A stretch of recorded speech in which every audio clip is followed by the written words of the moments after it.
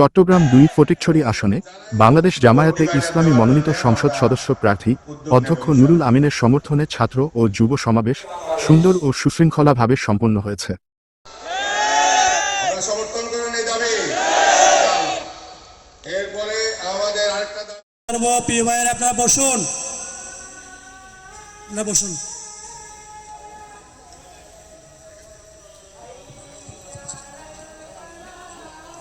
আজানের পর প্রধান বক্তা প্রধান মেহমান বক্তব্য দিবেন, এরপর আমরা একসাথে নামাজ পড়ব। আপনারা একটু প্লিজ বসুন।